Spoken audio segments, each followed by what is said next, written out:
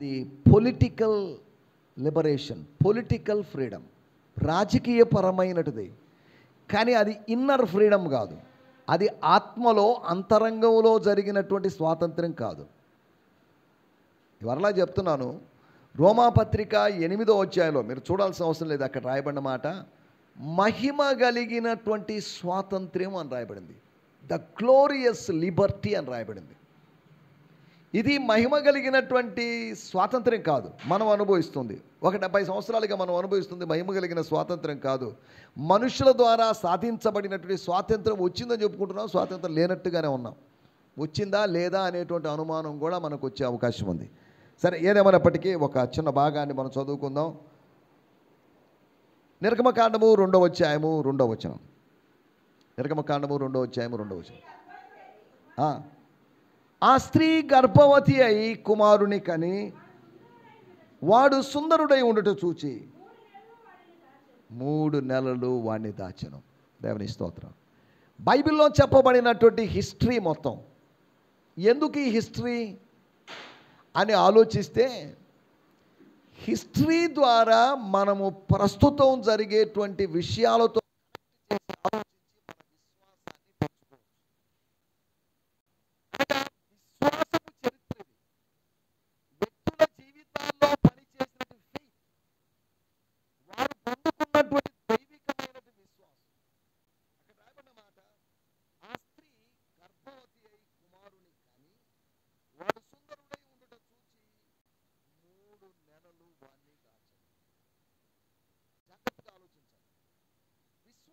ద్వారా జరిగినటువంటి కార్యాల గురించి. విశ్వాసం ద్వారా జరిగిన కార్యం అంటే దేవుని ద్వారా జరిగిన కార్యం అని అర్థం. దేవుడు మన విశ్వాసాన్ని బట్టి పనిచేస్తాడు. దేవుడు పని చేయాలి అంటే మన విశ్వాసాన్ని మనం వినియోగించుకోవాలి. భౌతికమైన వనరుల ద్వారా ఆయన పని చేయాలనుకోవడం లేదు. మన విశ్వాసాన్ని మనం ఆయన దగ్గర నుంచి పొందుకున్న విశ్వాసాన్ని ఆయన పని కోసం మనం వాడుకుంటే, పొందుకున్న విశ్వాసాన్ని మనం సద్వినియోగం చేసుకుంటే దైవ కార్యాలు మన జీవితంలో చూడగలం. రోమాపత్రిక 12వ అధ్యాయంలో రాయబడిన చూడాల్సిన అవసరం లేదు. దేవుడు అందరికీ విశ్వాస పరిమాణము అనుగ్రహించాడు అని రాయబడింది. He has given us measure of faith. విశ్వాసము పరిమాణం అనుగ్రహించబడింది. ఆ పరిమాణాన్ని పెంచుకోవాల్సిన బాధ్యత ఉంది. 5 తలాంతులు ఇచ్చినోడు 10 తలాంతులు చేసుకున్నాడు, 10 ఇచ్చినోడు 20 చేసుకున్నాడు, 1 ఇచ్చినోడు 2 చేసుకోలేకపోయాడు. మనకివ్వబడిన దాన్ని మల్టిప్లై చేసుకోవాలి, మనకివ్వబడిన దాన్ని డబుల్ చేసుకోవాలి, మనకివ్వబడిన దాన్ని 2 అంతులుగా మనం చేసుకోవాలి. మనకేది ఇచ్చినా కానీ దేవుడు లెక్క అడుగుతాడు, దానికి మనం లెక్క అప్పగించాలి. మన ధనము, సమయం, వీటన్నిటి విషయంలో మనం దేవునికి లెక్క అప్పగించవలసిన వాళ్ళంగా ఉన్నాం. చదువుదాం, మలయాళంలో కూడా చదువుదాం. నిర్గమకాండము 2వ అధ్యాయము 2వ వచనం. Exodus 2nd chapter 2nd verse.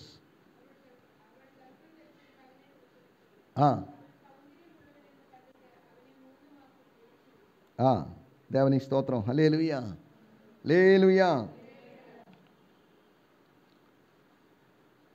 Hindi లేరా? హిందీ చదివేవాళ్ళు లేరు. బాబు ఎంపీ హిందీ చదవాలి. నువ్వు హిందీ చదవకపోతే నీకు వాతలు పెడతా. కాబట్టి హిందీ చదవడానికి ప్రయత్నం చేయి. జనార్దన్ బ్రదర్ లేరు, ఉంటే ఆయన కన్నడ చదివి ఉండేవాడు. ఆయన ఇంకొక 1 నెల రోజులు మన మధ్యలోకి రాకపోవచ్చు. అమ్మ ఇంగ్లీష్ చదవండి. ఎవరు లేరా? The women conceived.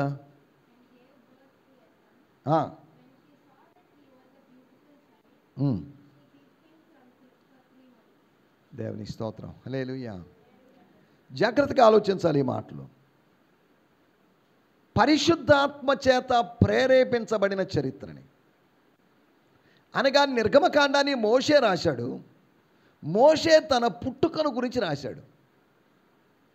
మోషే పుట్టినప్పుడు మోషే ఆ పుట్టుకను గురించి ఎరిగినవాడు కాదు, కానీ ఆ పుట్టుకను గురించి తల్లి చెప్పింది, దాని గురించి అతను రాశాడు. అనగా తన జన్మ, తాను ఎందుకు పుట్టాడు, ఎప్పుడు పుట్టాడు, ఎవరికి పుట్టాడు అనేటువంటి విషయాల్ని మోషే రాస్తున్నాడు. తాను ఎవరికి పుట్టాడు చదవండి. 1వ వచనం. లేవి వంశస్థుడొకడు వెళ్ళి దేవుని స్తోత్రం, హల్లెలూయా. అంటే తన తల్లిదండ్రుల గురించి చెప్పాడు. తాను ఎప్పుడు పుట్టాడు అనేది చెప్పాడు. ఎందుకు పుట్టాడు అనే దాన్ని మిగతా అధ్యాయాల్లో చెప్పాడు. ఏమండి, ఎవరికి పుట్టాడు అనేది చెప్పాడు ఒకటి.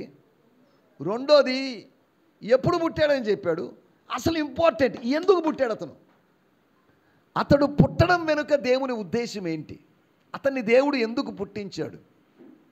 అక్కడ రాయబడిన మాట 2వ అధ్యాయం 1వ వచనంలో, లేవి వంశస్థుడు ఒకడు, ఎవరు, అమ్రాము అనేటువంటి అతను వెళ్ళి లేవి కుమార్తెను వివాహము చేసుకొనెను. చదవండి, నిర్గమకాండము 6వ అధ్యాయము 20వ వచనం. నిర్గమకాండము 6వ అధ్యాయం 20వ వచనం. అమ్రాము తన మేనత్త అయిన యొకెబెదును పెళ్లి చేసుకొనెను. చాలే అండి, దేవుని స్తోత్రం, హల్లెలూయా. కొద్ది జాగ్రత్తగా ఆలోచించాలి. అమ్రాము ఎవరిని పెళ్లి చేసుకున్నాడు? మోషే నాన్నగారు తన మేనత్తను పెళ్లి చేసుకున్నాడు. మేనత్తను పెళ్లి చేసుకున్నాడంటే మేనత్త భర్తకి ఏమైంది అని వీటన్నిటిలోకి మనం వెళ్ళలేదు. ఎక్కువ హిస్టరీ మనం మాట్లాడుకోవడం లేదు. ఇందులో వచ్చి కొన్ని స్పిరిచువల్ ప్రిన్సిపల్స్ మాట్లాడాలని గుర్తు చేయాలని నేను ఆశిస్తున్నాను. లేవి వంశస్థుడు ఒకడు వెళ్ళి, ఏమంటే మలయాళంలో ఉందా వెళ్ళి అని? మూల భాషలో కొన్ని తర్జుమాల్లో వెళ్ళి అనేది మిస్ అయిపోయింది. వెంట్ అనేది కొన్ని తర్జుమాల్లో ఉన్నప్పటికీ కూడా కొన్నిట్లో లేదు. లేవి వంశస్థుడుకు ఎక్కడికి వెళ్ళాడు? ఎక్కడికి వెళ్ళాడండి? దేనికి వెళ్ళాడు? వివాహం చేసుకోవడానికి వెళ్ళాడు. అతను ఎక్కడున్నాడు? ఆమె ఎక్కడుంది? ఈ లేవి వంశస్థుడైనటువంటి పురుషుడు ఐగుప్తు దేశానికి వచ్చాడు. లేకపోతే లేవి వంశస్థుడైనటువంటి ఈ పురుషుడు ఐగుప్తు దేశంలో పుట్టాడు. ఐగుప్తు దేశంలో జరిగిన స్థలము ఐగుప్తు దేశం. సమయము ఫరో పరిపాలిస్తున్నటువంటి రోజులవి. ఫరో కుమార్తె ఫరో తర్వాత రాణిగా ఎంపిక చేయబడి అలాగా పరిపాలన కొరకు సిద్ధంగా ఉన్నటువంటి రోజులవి. అంటే హిస్టారిక్ ఇన్సిడెంట్, అదేదో కట్టుకథ ఏం కాదు. కొద్దిగా చారిత్రాత్మకమైనటువంటి ఆధారాలు కలిగిన స్టోరీ. మోషే తన స్టోరీ చెప్పుకుంటున్నాడు. ఒకవేళ మన స్టోరీ మనం చెప్పుకుంటే మనం ఎలా చెప్పుకుంటాం మనకైతే తెలియదు, కానీ మోషే తన స్టోరీని సింపుల్గా చెప్పుకుంటాడు. దాన్ని సాగదీసి పెద్దగా చెప్పడం లేదు. ఆ బ్యాక్గ్రౌండ్ చెప్పాడు. 1వ అధ్యాయంలో తన జననము యొక్క బ్యాక్గ్రౌండ్ చెప్పాడు. పరిస్థితులు కఠినంగా ఉన్నాయి. మా నాన్న గుడ్డు చాకిరీ చేశాడు. మా నాన్న ఐగుప్తీయులకు సేవ చేశాడు. 1వ అధ్యాయంలో రాయబడింది 13వ వచనంలో, ఇశ్రాయేలీయుల చేత ఐగుప్తీయులు కఠినముగా సేవ చేయించుకొనిరి. అనగా కష్టాల్లో నుంచి వచ్చిన కుటుంబం అది, కన్నీటిలో నుంచి వచ్చిన కుటుంబం అది, డిప్రెస్ అయిపోయినటువంటి కుటుంబం అది. ఆ కుటుంబంలో నుంచి దేవుడు ఒక వ్యక్తిని లేపడం అనేదాన్ని అర్థం చేసుకోవాలి. నలిగిన వారిలో నుంచే దేవుడు ఒక వ్యక్తిని, నా వంటి వాణ్ణి మీ సహోదరుల్లో నుంచి, మనలో నుంచి ఒకడిని, అనగా వారిలో నుంచి మోషేను పుట్టించాడు. వారిలో నుంచి మోషే కన్నా గొప్పవాడైన యేసు ప్రభును పుట్టించాడు. బాగా జాగ్రత్తగా అర్థం చేసుకోవాలి. వారిలో నుంచి మోషే పుట్టించాడు. వారిలో నుంచి మోషే కన్నా గొప్పవాడైనటువంటి ఒక వ్యక్తిని పుట్టించాడు. దేవుని స్తోత్రం, హల్లెలూయా. ఆమె ఎక్కడ పుట్టింది? ఇతను ఐగుప్తులో పుట్టాడు. ఐగుప్తులో పుట్టాడంటే కారణం ఏంటి? ఇంచుమించు 400 సంవత్సరాలు బానిసత్వంలో ఉన్నారంటే వాళ్ళందరూ ఐగుప్తులో పుట్టిన వాళ్ళే. అక్కడ రాయబడిన మాట చూడండి, సంఖ్యాకాండము 26వ అధ్యాయము 59వ వచనం. సంఖ్యాకాండము 26:59. స్తోత్రం, త్వరగా. సంఖ్యాకాండం 26:59. స్తోత్రం, స్తోత్రం, స్తోత్రం, స్తోత్రం, స్తోత్రం. కహాతు అమ్రామును కనెను. కహాత్ ఎవరు? లేవీకి 3 కుమారులు ఉన్నారు. లేవి ఎవరండి? యాకోబు యొక్క 12 కుమారుల్లో ఒకడు లేవి. అనగా యాకోబు యొక్క మనవుడి కింద వస్తాడు. యాకోబు ఎవరు? ఇసాకు కుమారుడు. ఇసాకు ఎవరు? అబ్రహాం. అబ్రహాం ఎవరు? నోవహు కుమారుడు అనుకోవచ్చు. ఇంకా అలా అంటే ఆది కాండములో స్టోరీ ఇది కంటిన్యూ అవుతుంది. అక్కడ ప్రార్థించినటువంటి లేదా ప్రభుతో నడిచినటువంటి హనోకు పుట్టినట్లుగా, దేవునితో నడిచిన నోవహు పుట్టినట్లుగా, నిమ్రోదును ఎదిరించడానికి పుట్టినట్టు అబ్రహాము పుట్టినట్లుగా, వీళ్ళందరూ ఆది కాండంలో పుట్టినోళ్ళు. కానీ నిర్గమకాండంలోకి వచ్చేసరికి ఒక వ్యక్తిని గురించి, మోషేని గురించి రాసింది. రాబి చదవండి 26:59. కహాతు అమ్రామును కనెను, ఆమె లేవి కుమార్తె. ఎక్కడ పుట్టిందామా అంటే ఏమని అర్థం? అతను ఎక్కడ పుట్టాడో రాయబడలేదు అమ్రామును గురించి. యోకేబేదు ఎక్కడ పుట్టారో రాయబడింది. ఎందుకు రాయబడింది? మీరు చరిత్ర కొద్దిగా ఆలోచించండి. కొద్దిగా డీప్గా చెప్తున్నాను నేను. చరిత్ర మీరు ఆలోచించినప్పుడు అది బబులోను చెరైనా, అషూరు చెరైనా, ఐగుప్తు చెరైనా కానీ ఒక్కసారిగా అందరూ వచ్చిరారు. దపాలుగా అనగా ఒక్కసారి 1,00,000 మందో లేదా 2,00,000 మందో లేకపోతే ఇలా వస్తూ ఉంటారు. అదే సమయంలో కూడా బబులోను చెరలో నుంచి బయటికి వచ్చిన వాళ్ళందరూ ఒక్కసారి బయటికి రాలేదు. వాళ్ళు ఎలా వచ్చారు? కొంతమందిగా బయటకు వచ్చారు. సరే, వీళ్ళు ఎవరు ఏంటి అనే దాని గురించి నేను ఇప్పుడు మాట్లాడుకునే సమయం కాదు. ఇక్కడ మనం ఆలోచించాల్సిన విషయం, ఆమె యొక్క పుట్టుకను గురించి, పుట్టుక స్థలం గురించి చెప్పబడిందంటే అర్థం అమ్రాము వచ్చిన దానికన్నా యోకేబేదు యొక్క తల్లిదండ్రులు ఆలస్యంగా ఐగుప్తుకు వచ్చారు. కొంచెం జాగ్రత్తగా అర్థం చేయండి. ఆ సమయంలో ఫరో కుమార్తె అని చెప్పబడినటువంటి తెర్మూతిస్ అనబడినటువంటి ఆ స్త్రీ, ఫరో కుమార్తె పేరు తెర్మూతిస్ అనేటువంటి యువరాణి. అప్పటి వరకు ఐగుప్తు చరిత్రలో, ప్రపంచ చరిత్రలో రాణులు లేరు. అంటే రాణులు పాలించలేదు. రాణులు ఉన్నారు కానీ రాణులు పాలించలేదు. ప్రపంచ చరిత్రలో ఒక రాణి చేత పెంచబడినటువంటి మొట్టమొదటి వ్యక్తి మోషే. దేవుని స్తోత్రం, హల్లెలూయా. కానీ కొద్దిగా హిస్టారికల్ బ్యాక్గ్రౌండ్ ఇవన్నీ చెప్తున్నాం, మనకు జాగ్రత్తగా ఆలోచించాలి. ఏదో బైబిల్ అనగానే ఏదో పుక్కిటి పురాణం ఏదో కథలు చెప్పేసి వెళ్ళడం కాదు. కొద్దిగా మనం జాగ్రత్తగా ఆలోచించాలి. స్తోత్రం. కొన్నిసార్లు ఇంట్రడక్షన్ చెప్పేసరికి నాకు టైం అయిపోద్ది. కారణం ఏదైనా కొద్దిగా మంచి బ్యాక్గ్రౌండ్ చెప్పాలి మీకు. అప్పుడు ఒకటో పాయింట్ కొద్దిగా ఎక్కువ వివరించవచ్చు, మళ్ళీ లాస్ట్ పాయింట్లో ఎక్కువ వివరించే సమయం ఉండదు నాకు. ఇందులోంచి నేను మీకు జ్ఞాపకం చేయదలుచుకున్న విషయము చదవండి. ఇప్పుడు 2వ అధ్యాయము 2వ వచనం. ఆ స్త్రీ గర్భవతి అయి, చాలండి. నంబర్ 1 మొట్టమొదటి మాట, విశ్వాసం ద్వారా జరిగిన కార్యాలు. ఏం విశ్వాసం? ఏమండి, వాళ్ళకి విశ్వాసం అంటే, విశ్వాసం కావాలి అంటే ఏమని అర్థం? విశ్వాసము ఉండాలి అంటే వాక్యం ఉండాలి. వాక్యము లేకపోతే విశ్వాసం లేదు. అంటే నిర్గమకాండము 20వ అధ్యాయంలో 10 ఆజ్ఞలు వచ్చాయి. తరువాత ధర్మశాస్త్రం వచ్చింది. అనగా వాక్యము లేదు వాళ్ళకి. వాక్యము లేనప్పుడు విశ్వాసం ఎలా వస్తుంది? కాగా వినుట వలన ఏం వినాలి?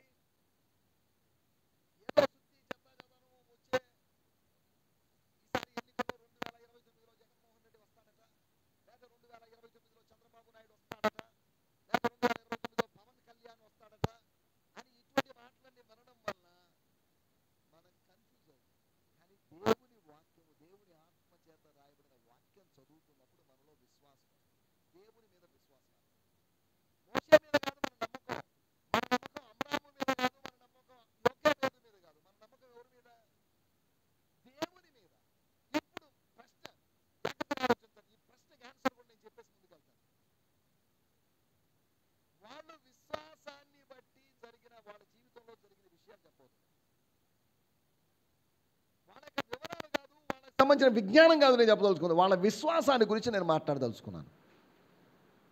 వాళ్ళకి విశ్వాసం ఎక్కడి నుంచి వచ్చింది? బైబిల్ చదువుతున్న మనకు విశ్వాసం లేదు. మీటింగ్లకు వెళ్తున్న మనకు విశ్వాసం లేదు. అమ్రాముకో యోకేబేదుకో విశ్వాసం ఎక్కడి నుంచి వచ్చింది? ఎక్కడి నుంచి వచ్చిందండి? దేవుని వాక్యం లేదప్పుడు. దేవుని వాక్యం వాళ్ళ తర్వాత వచ్చింది. ఇంచుమించు ఒక 30-40 సంవత్సరాల తర్వాతే వచ్చింది దేవుని వాక్యం. ఇప్పుడు విశ్వాసం ఎక్కడి నుంచి వచ్చింది? గమనించాల్సిన విషయం, ఆదికాండము చివరి అధ్యాయాల్లో యోసేపు చెప్పిన ఒక మాట ఉంది. స్తోత్రం, హల్లెలూయా. యోసేపు ఏం చెప్పాడు? స్తోత్రం. యోసేపు చెప్పిన మాట తర్వాత దేవుడు అబ్రహాముతో చెప్పిన మాట ఇసాకుతో చెప్పాడు, ఇసాకుతో చెప్పిన మాట యాకోబుతో చెప్పాడు. జాగ్రత్తగా ఆలోచించాలి. మాటలు కొన్నే ఉన్నాయి దేవుని మాటలు. ఒకటి దేవుడు ఆదాముతో చెప్పాడండి. ఆదాముతో చెప్పింది ఆదాము నెరవేర్చలేకపోయాడు. నోవహుతో చెప్పాడు. నోవహుతో చెప్పింది నోవహు నెరవేర్చలేకపోయాడు. దేవుడు అబ్రహాముతో మాట్లాడాడు. ఆదాము మొదలుకొని 10వ వాడు నోవహు, అనగా 10 తరాలుగా దేవుడు మాట్లాడుతూ ఉన్నాడు. అక్కడి నుంచి ఇంకో 10 తరాలు అబ్రహాము, అనగా 20 తరాలుగా దేవుడు మాట్లాడాడు. ఇంచుమించు 24 తరాల చరిత్ర మనకు ఆదికాండంలో కనిపిస్తుంది. ఇంచుమించు 25వ తరపు చరిత్రనే మనం ఇప్పుడు చూస్తున్నాం. మీకు అర్థమవుతుంది అనుకుంటాను. మీకు ఏమైనా అర్థం కాకపోతే దయచేసి మళ్ళీ మీరు అడగొచ్చు. అనగా సృష్టి అంతా ఏర్పడి ఒక 25 సంవత్సరాలు, క్షమించండి 25 తరాలు. తరాని గురించి బైబిల్ పండితుల మధ్యలో వాదనలోనే 100 అని, 70 అని, 50 అని, 40 అని ఇలా ఉన్నాయి. దాంట్లో కూడా మనం వెళ్ళలేదు. మాట మొదట ఎక్కడికి వచ్చింది? ఆదాము దగ్గరికి వచ్చింది. ఏ మాట? సింపుల్ మాట. దేని గురించి? లేదా ఆదాముతో దేవుడు మాట్లాడలేదా? ఏదో మాట్లాడాడు, మీరందరూ బాగుండాలి, భార్యాభర్తగా ఉండాలి, ఇవేనా చెప్పింది? రోజు ప్రార్థన చేయాలి, రోజు బైబిల్ చదవాలి, ఏం చెప్పే అవకాశాలు లేవు. ఏం చెప్పాడు? మీరు భూమిని నిండించండి, విస్తరించండి, ఫలించండి. సేమ్ అదే మాట ఆదికాండము 9వ అధ్యాయంలో నోవహుతో చెప్పాడు. తర్వాత రాను రాను అబ్రహాము దగ్గరికి వచ్చేసరికి దేవుడు అబ్రహాముతో ఎక్కువ మాట్లాడాడు. అప్పటి వరకు చూడండి, ఇంతకు ముందు ఉన్న వాళ్ళందరితో మాట్లాడిన దానికన్నా దేవుడు అబ్రహాముతో ఎక్కువగా మాట్లాడాడు. అబ్రహాముతో మాట్లాడింది అనేదానికి ఇంకో మాట ఉపయోగిస్తా, జాగ్రత్తగా వినండి. అబ్రహాముతో మాట్లాడాడు, కానీ అబ్రహాముతో దేవుడు నిబంధన చేశాడు. ఏమన్నా అనొచ్చా? ఒకవేళ నేను చెప్పిన తప్పైతే మీరు కరెక్షన్ చేయొచ్చు, మళ్ళీ ఏం చెప్పొచ్చు నాకు. అబ్రహాముతో దేవుడు మాట్లాడాడు, వాస్తవమే. కానీ దాన్ని ఇంకా కొద్దిగా బిబ్లికల్గా, ఆత్మీయంగా మార్చి చెప్తున్నాను. అబ్రహాముతో దేవుడు నిబంధన చేశాడు. ఇప్పుడు అబ్రహాము తర్వాత వచ్చినటువంటి ఇస్సాకు, యాకోబు ఆ నిబంధనకు వారసులయ్యారు. తర్వాత యోసేపు వచ్చాడు. యోసేపుతో ఆదికాండం అయిపోయింది. అంటే ఇప్పుడు వాక్యం ఎక్కడుంది? ఏంటి వాక్యం? వాక్యమే లేదా? ఏం మాట్లాడాడు మొత్తం? ఇప్పుడు చెప్పండి. ఆదికాండము తర్వాత నిర్గమకాండములో ఉన్న ప్రజలకి, అనగా నిర్గమకాండము 2వ అధ్యాయంలో ఉన్న ప్రజలకి, 1వ అధ్యాయంలో ఉన్న ప్రజలకి, అనగా అమ్రాము యోకేబేదులకు ఉన్నటి వాక్యం ఏంటి? వాక్యం లేకపోతే విశ్వాసం లేదు. ఏ విధంగా మనకు ఆహారము లేకపోతే బలం లేదో, అలాగే వాక్యం లేకపోతే విశ్వాసం లేదు. ఇప్పుడు ఈ విశ్వాసం ఎక్కడి నుంచి వచ్చింది? వాక్యం ద్వారా వచ్చిన విశ్వాసమే. ఏం వాక్యం? ఆదాముతో మాట్లాడిన దేవుని వాక్యం, నోవహుతో మాట్లాడిన దేవుని వాక్యం. నోవహుతో నిబంధన చేశాడు. చేయలేదా? మాట్లాడలేదా? నీకు నాకు మధ్యలో ఒక గుర్తు ఉంటుంది, నేను ఇక ప్రళయాన్ని రానివ్వను.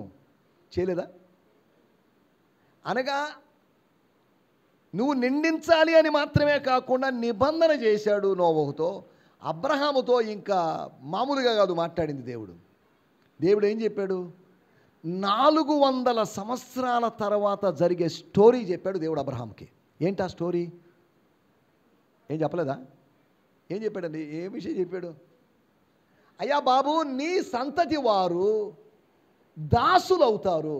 లేదండి, అంటే దేవుడు 400 సంవత్సరాల తర్వాత జరగబోయే విషయాన్ని అడ్వాన్స్గా చెప్పాడు. ఈ దేవుడు చెప్పిన మాటలే వాళ్ళకి దేవుని వాక్యాలు, ధర్మశాస్త్రం. అదే బైబిల్ వాళ్ళది. భూమిని నిండించి ఫలించండి అనేది బైబిల్ వాళ్ళకి. అంటే బైబిల్ అంటే వాక్యం, బిబ్లియోస్. అంటే పుస్తకము అని అర్థం. ఇక్కడ గమనించండి, ఆ జమ్ము పెట్టెను ఒకదాన్ని తీసుకొని, జమ్ము చెట్లు ఉన్నాయంట, వాళ్ళ భాషలో ఇంగ్లీష్లో పాపైరస్ అన్నారు. ఆ జమ్మి చెట్లని పాపైరస్ అన్నారు. దాంట్లోంచి వచ్చింది పేపర్. అంటే పేపర్ ఎక్కడి నుంచి వచ్చింది? ఇప్పుడు కాదురా బాబు, పేపర్ని ఎప్పుడో ప్రాచీన కాలంలో ఈజిప్షియన్స్ వాడారు. అనగా మనమంతా చారిత్రాత్మక, మనం వెళ్ళామంటే ఏదో కట్టుకథలోకి వెళ్ళలేదు, మనం సమ్ హిస్టరీలోకి వెళ్ళాం, సమ్ బ్యాక్గ్రౌండ్లోకి మనం వెళ్తున్నాం. ఏదో మోషే ఊహించి రాసినవి కాదు మనం చదువుతుంది, హిస్టారికల్ ఫ్యాక్ట్స్లోకి మనం వెళ్తున్నాం. ఫరో రాజుల పరిపాలనలోకి మనం వెళ్ళిపోయాం. అది మనం గమనించాల్సిన విషయం. మనం ఇక్కడ ఆలోచిస్తున్న విషయాల్లోకి వచ్చేద్దాం. ఇప్పుడు రాయబడిన మాట, వాళ్ళకి వాక్యం ఉంది. ఏం వాక్యం? ఏంటి ఆ దేవుని మాటలు? భూమిని నిందించండి, ఫలించండి, ఓ ప్రళయం రాదు, ఇదిగో నిబంధన గుర్తు, తర్వాత నీకు సంతానాన్ని ఇస్తాను అబ్రహాం చెప్పలేదా? ఏమేం చెప్పాడు? 2 చెప్పాడు. సంతానం ఇస్తాను, స్వాస్థ్యం ఇస్తాను. సంతానం ఉండాలిగా, ఉండాలంటే ఏం కావాలి? స్వాస్థ్యం కావాలి. స్వాస్థ్యం ఎక్కడి నుంచి వస్తుంది? దేవుడు వాగ్దానం చేశాడు, యాకోబుతోనో లేకపోతే వీళ్ళందరితో మాట్లాడాడు. ఇక ప్రాముఖ్యమైన విషయం 50వ అధ్యాయంలో యోసేపు చెప్పిన మాట. 50వ అధ్యాయం అంటే ఇంచుమించు 1వ అధ్యాయానికి కాస్త ముందు. ఏం జరిగింది అప్పుడు? యోసేపు చెప్తున్నట్టు మాట ఏంటంటే, దేవుడు మిమ్మల్ని నిశ్చయముగా దర్శిస్తాడు. ఎలా చెప్పాడు ఆయన? 24, 50, 24.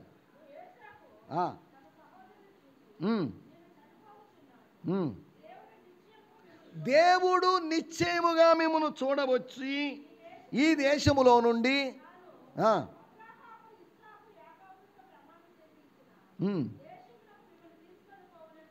అంటే ఏమని అర్థం? ఐగుప్తు దేశంలో ఉన్నాము, ఐగుప్తులో నుంచి ఎప్పుడు బయటపడాలి అని ఆలోచిస్తున్నారు వాళ్ళు. ఎప్పుడు బయటపడతారో వాళ్ళకి తెలియదు. కానీ దేవుడు యోసేపుతో మాట్లాడాడు. యోసేపుతో మాట్లాడి ఏం చెప్పాడు? ఏం చెప్పలేదా? మిమ్మును చూడవచ్చి ఈ దేశములో నుండి తాను అబ్రహాము, ఇస్సాకు, యాకోబులతో ప్రమాణము చేసి ఇచ్చిన దేశమునకు మిమ్మును చెప్పాడు. మళ్ళీ చెప్పాడు 25, మరియు యోసేపు దేవుడు మిమ్మును, చాలండి. ఏం చెప్తున్నాడు? దేవుడు చూడవస్తాడ్రా బాబు. దేవుడు చూడవచ్చాడా? 7వ వచనం, నిర్గమకాండం 3వ అధ్యాయం 7వ వచనం.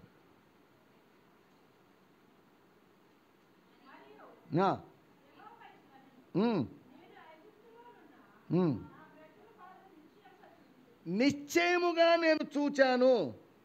స్తోత్రం, హల్లెలూయా. ఏం చేశాడు దేవుడు? 8వ వచనం చివరి భాగం, పాలు తేనెలు ప్రవహించే దేశమును వారిని నడిపించుటకు దిగి వచ్చి ఉన్నాను.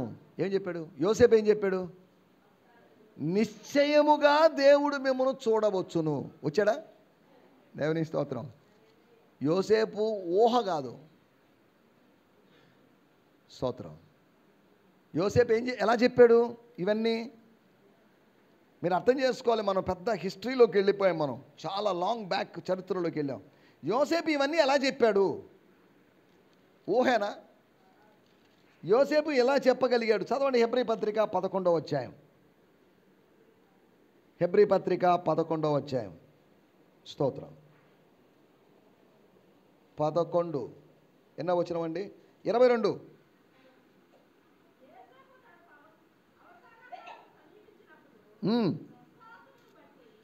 దేన్ని బట్టి? అంటే విశ్వాసము కలిగి ఉండడాన్ని బట్టి, అనగా విశ్వాసాన్ని పొందుకోవడాన్ని బట్టి, అనగా వాక్యాన్ని బట్టి, విశ్వాసం అతనిలో పుట్టడాన్ని బట్టి, ఇశ్రాయేలు కుమారుల నిర్గమనమును గూర్చి ఏం చెప్పాడు? దేని గురించి? ఎవరి గురించి చెప్పాడండి యోసేపు? నిర్గమనం అంటే ఏంటి? ఎక్కడి నుంచి వెళ్ళిపోవడం? ఐగుప్తులో నుంచి ఎక్కడికి వెళ్ళడం? అబ్రహాము, ఇస్సాకు, యాకోబు అను వారికి, వారి పితరులకు వాగ్దానం చేసిన దేశానికి. దాని గురించి ఏం చేశాడట? ప్రశంసించాడు. అంటే ఏమని అర్థం? జరిగిన దానికి పెట్టుకున్న థ్యాంక్స్ గివింగ్ మీటింగ్ కాదు అది. జరగబోయేదానికి ముందుగా ప్రశంస చేశాడు, ప్రశంసించాడు దేవుణ్ణి. దేని గురించి చెప్పాడంటే ఆయన? ఇశ్రాయేలు కుమారుల యొక్క నిర్గమనమును గురించి. ఎవరాళ్ళు ఇశ్రాయేలు కుమారులు? యోసేపు ఎవరు? ఇశ్రాయేలు కుమారుడు కాదా? అంటే నేను చచ్చిపోవడం విషయం కాదండి. నేను చచ్చిపోతాను, నా కొడుకు చచ్చిపోతాడు, మనవడు చచ్చిపోతాడు, మేము చచ్చిపోతాం. మనిషి చచ్చిపోవడం సహజమే. కానీ దేవుడు తిరిగి తన ప్రజలను తీసుకొని వస్తాడు. అది ఇంపార్టెంట్ విషయం. నిర్గమనము ఈజ్ ఇంపార్టెంట్. నువ్వు మరలా దేవుని దగ్గరికి తిరిగి రావడం అనేది important. Coming back is important. ప్రవక్తల యొక్క సందేశం కమ్ బ్యాక్ టు గాడ్. దేవుని దగ్గరికి తిరిగి రండి. భ్రష్టులైన పిల్లలారా తిరిగి రండి. తప్పిపోయిన కుమారుడి స్టోరీ మన స్టోరీ, మనందరి స్టోరీ. ఆ స్టోరీ పునరావృతం అవుతుంది. అనేకులు తిరిగి వస్తున్నారు కదా. యూదులు చెల్లా చెదరైపోయిన వాళ్ళు, 100 దేశాలకు పైగా చెల్లా చెదరైపోయిన వాళ్ళు తిరిగి వచ్చారు. ప్రొడిగల్ సన్స్ తిరిగి వచ్చేశారు. ప్రొడిగల్ డాటర్స్ తిరిగి వచ్చేశారు. వాళ్ళు దేవునికి దూరం అయిపోయి దేవుని దగ్గరికి తిరిగి వచ్చేశారు. కమ్ బ్యాక్, అది గాడ్స్ మెసేజ్. ఈ ఉదయకాలము నువ్వు ఎక్కడున్నా, ఎటువంటి స్థితిలో ఉన్నా, ఆదివారము దేవుని మందిరానికి రావడం గురించి కాదు మనం ఆలోచించాల్సింది. అందరూ ఆదివారం దేవుని గుడికి రావడం ఆత్మీయత అనుకుంటున్నారు. అది ఆత్మీయతలో భాగమే, కానీ అదే ఆత్మీయత కాదు. ఏమంటే అంతేగా? ఆదివారం గుడికి వచ్చినంత మాత్రాన ఆత్మీయుడు కాడు. సోమవారం నుంచి శనివారం దాకా జీవించడాన్ని బట్టి అతని ఆత్మీయతను మనం ఎంచుకోవచ్చు. ఏమంటే అంతేగా? ఆదివారం రావచ్చు, సోమవారం నుంచి శనివారం దాకా లోక సంబంధిలాగా, శరీర సంబంధిలాగా జీవించి ఏం ప్రయోజనం? దేవుని దగ్గరికి తిరిగి రావడం అనగా, నా దేవుడు తండ్రి లాంటి వాడు. ఆ తండ్రిని నేను అపార్థం చేసుకొని దూరదేశపు అనుభవానికి, మధ్యపు అనుభవంలోకి నేను వెళ్ళిపోయాను. దూరదేశపు అనుభవం అది. వ్యభిచారపు అనుభవంలోకి నేను వెళ్ళిపోయాను. అది దూరదేశపు అనుభవం. నేను ఇంకా ఏదో పాపాల్లోకి, బూతుల్లోకో లేకపోతే ఇంకో దేంట్లోకి వెళ్ళిపోయాను. దూరదేశపు అనుభవం అనగా దూరం అయిపోయాను. నేను దగ్గరగా ఉన్నట్టుగా ఉన్నాను, కానీ దూరస్తుడిని అయిపోయాను. పేరు యూదుడు, కానీ యూదుడిని కాదు. పేరు ఇశ్రాయేలుడు, కానీ ఇశ్రాయేలుడిని కాదు. పౌలు గారు అన్నాడు, బాహ్యమునకు యూదుడైన వాడు యూదుడు కాదు. బాహ్యమునకు జరిగేటువంటి సున్నతి కాదు. అసలు సున్నతి లోపల జరగాలి. అంటే దాని అర్థం ఏంటి? వాక్య ఖడ్గము చేత నువ్వు లోపల పొడవబడి సున్నతి అనుభవం నీ హృదయములో జరగాలి. శరీరానికి జరిగిన సున్నతిని గురించి ముస్లిం సోదరులు మాట్లాడుతున్నారు. శరీరానికి జరిగే సున్నతిని గురించి జూయిష్ బ్రదర్స్ మాట్లాడుతున్నారు. కానీ ఇప్పుడు మనం మాట్లాడాల్సింది ఆంతర్యములో బాహ్యమునకు యూదుడైన వాడు యూదుడు కాదు, అంతరంగమున యూదుడైన వాడే యూదుడు. దేవుని స్తోత్రం. ఏమంటే నా మాటలు అర్థమవుతున్నాయా? ఆలస్యంగా వచ్చినటువంటి సోదరులారా, మీరు జాగ్రత్తగా అర్థం చేసుకోవాలి. కొన్ని విషయాలు చెప్పాలని నేను తాపత్రయపడుతున్నాను. నేను కొద్ది హిస్టరీ మాట్లాడుకున్నాం. ఒకవేళ మీరు ఇవన్నీ సడన్గా మీకు అర్థం కాకపోవచ్చు. అయినప్పటికీ 4 విషయాలు మీకు త్వరగా జ్ఞాపకం చేయబోతున్నాను. స్తోత్రం, స్తోత్రం, హల్లెలూయా. మీకు ఆకలి వేసినప్పుడు చేయెత్తి చూపించండి, హల్లెలూయా 2-3 సార్లు చెప్పండి. అప్పుడు ఆపేస్తాను. స్తోత్రం. మనం ఆలోచిస్తున్న విషయం ఏంటంటే, ఏం చెప్పుకుంటున్నాం? యోసేపు గురించి ఎందుకు చెప్పాము? మీరు మిస్ కావద్దు, జాగ్రత్తగా వినండి. ఫోన్లు చూసుకోవద్దు, అటు ఇటు చూసుకోవద్దు, దిక్కులు చూడొద్దు. యోసేపు గురించి ఎందుకు చెప్పాను నేను? సరే, అది కూడా ఎందుకు చెప్పాను నేను? వాళ్ళకి విశ్వాసం ఉంది. విశ్వాసం ఎక్కడి నుంచి వచ్చింది? కాగా వినుట వలన విశ్వాసం కలుగు. అంటే విశ్వాసం పుడుతుంది. విశ్వాసం పుట్టాలంటే ఏం జరగాలి? దేవుని స్తోత్రం. అలాగే ఉన్నటువంటి వాక్యం ఎక్కడి నుంచి వచ్చింది? అబ్రహాము, ఆదాము, నోవహు, అబ్రహాము, ఇస్సాకు, యాకోబు, యోసేపుల ద్వారా వచ్చిన వాక్యం. ఈ వాక్య సారాంశాలన్నీ 1 ఆదాము, 2 నోవహు, 3 అబ్రహాము, 4 ఇస్సాకు, 5 యాకోబు, 6 యోసేపు. 6 మంది. ఈ 6 మంది ద్వారా వచ్చుంటే 6 లక్షల మాటలు రాలేదు. ఎన్ని వచ్చుంటాయి? ఓ 10 మాటలు వచ్చేటి, ఒక 50 మాటలు వచ్చేటి. ఇది వాళ్ళ బైబిల్. రిటర్న్ ఫాములో రాతరూపకంగా లేని బైబిల్ వాళ్ళకు ఉంది. ఏమండి లేదా? మనకు రాతరూపమైన బైబిల్ ఉంది, వాళ్ళకి మాట రూపకమైనటువంటి మౌఖికమైనటువంటి బైబిల్ ఉంది. మనకు ముద్రించబడిన బైబిల్ ఉంది లేదా? మనకిప్పుడు మౌఖికమైన మాటతో మనకు పని లేదు. పాత రోజుల్లో బుద్ధుడో జైనుడో వీళ్ళెవరు ఏమీ రాయలేదు పుస్తకాలు. రాయకుండా వాళ్ళు చెప్పిన బోధలు ఎలా ప్రచురమయ్యాయి? అవి విన్నవాళ్ళు ఎవరో రాసుకుంటూ ఉన్నారు. యేసు ప్రభు మత్తయి సువార్త రాయలేదు, యేసు ప్రభు యోహాను సువార్త, లూకా సువార్త, మార్కు సువార్త రాయలేదు. కానీ మనకు సువార్తలు ఎలా అందుబాటులో వచ్చాయి? వీళ్ళు చెప్తున్నప్పుడు విన్నవాళ్ళు, గుర్తుపెట్టుకున్న వాళ్ళు రాశారు కాబట్టి మనకు వాక్యం దొరికింది. సభలో ఒక మాట మీకు గుర్తు చేస్తాను. రోమాపత్రిక 2వ అధ్యాయం, రోమాపత్రిక 2వ అధ్యాయం 14వ వచనం. రోమాపత్రిక 2వ అధ్యాయం 14వ వచనం. ధర్మశాస్త్రము లేని అన్యజనులు, అంటే యూదులు కానటువంటి వారు, యూదులకి ధర్మశాస్త్రం స్వాభావికంగా ధర్మశాస్త్ర సంబంధమైన వారు ధర్మశాస్త్రము లేని వారైనను, జాగ్రత్తగా, తమకు తామే ధర్మశాస్త్రమైనట్టుగా ఉన్నారు. బైబిల్ లేదు కానీ బైబిల్ ఉన్నట్టుగా ఉంది. బైబిల్ యొక్క సారాంశం ఉంది. ఈరోజు బైబిల్ ఉంది కానీ బైబిల్ లేనట్టుగా ఉన్నాం మనం. ఏమండి అంతేగా? ఈ రోజుల్లో బైబిల్ మనకు తల దగ్గర పెట్టుకోవడానికి, రాత్రిపూట కలలు రప్పించకుండా ఉండడానికి ఒక మ్యాజికల్ పుస్తకంగా కనిపిస్తుందే కానీ మన జీవితాలను నియంత్రించే పుస్తకంలాగా కనిపించడం లేదు. అంతేనా? వాళ్ళకి బైబిల్ లేదు కానీ బైబిల్ ఉన్నట్టుగా ఉన్నారు. కానీ మనకు బైబిల్ ఉంది కానీ మనం లేనట్టుగా ఉన్నాం. అంతేనా తేడా? చూసారా? వాళ్ళు తమకు తామే ధర్మశాస్త్రమైనట్టున్నారు. ఎవరికి వాళ్ళు ధర్మశాస్త్రం? అన్యజనులకు అన్యజనులే ధర్మశాస్త్రమైనట్టున్నారు. తర్వాత వచనం, అట్టివారి మనస్సాక్షి కూడా సాక్ష్యం ఇచ్చుతుండగా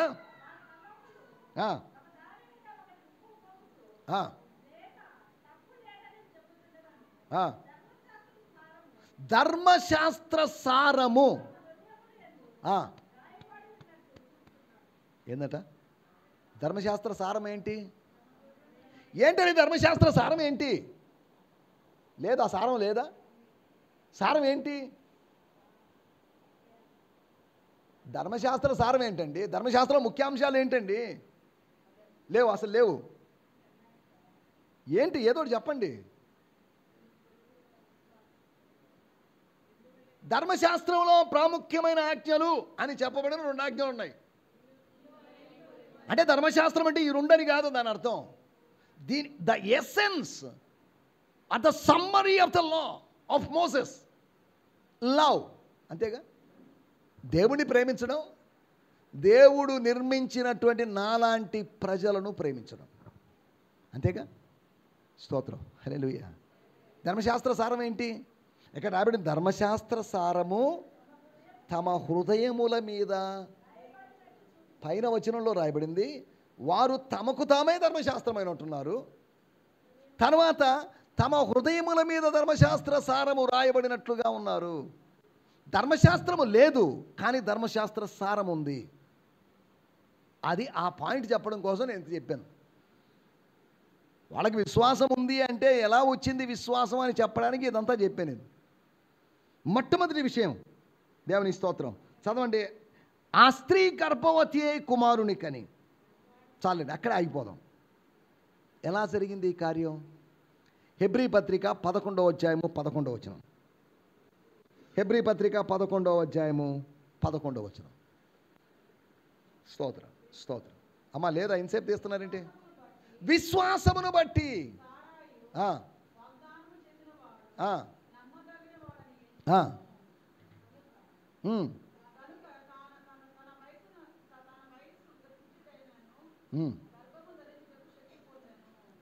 ఇది శారా గురించి చెప్పండి మాట, యోకేబేదుని గురించి చెప్పండి మాట కాదు. కానీ యోకేబేదుకు అప్లై చేస్తున్నాం మనం. ఆమె విశ్వాసమును బట్టి గర్భము ధరించింది, విశ్వాసమును బట్టి కనింది. కాదా? వాళ్ళిద్దరి మధ్యలో వయసు యొక్క గ్యాప్ ఎంత ఉందో ఇవన్నీ మనకు తెలియదు. మేనత్త అంటే వయసులో చిన్నదేం కాదుగా. ఏమండి, మేనత్త అనగానే ఎలా ఉంటుంది? పెద్దదే ఉంటుంది. అలాగని 50 సంవత్సరాలు 60 సంవత్సరాలు గ్యాప్ ఉందని కాదు. దీన్ని మళ్ళీ ఏదో తప్పుగా అర్థం చేసుకొని తప్పుగా వ్యాఖ్యానించొద్దు. ఇలా ఎందుకు వివాహాలు జరిగాయి అంటే ధర్మశాస్త్రానికి ముందుగా ప్రజలు ఇష్టానుసారంగా వివాహం చేసుకున్నారు. కానీ ధర్మశాస్త్రం వచ్చిన తర్వాత కొన్ని రూల్స్ అండ్ రెగ్యులేషన్స్ ఉన్నాయి. సరే, మనం ఇక్కడ ఆలోచిస్తున్న మొట్టమొదటి విషయము, విశ్వాసాన్ని బట్టి ఆమె కనింది.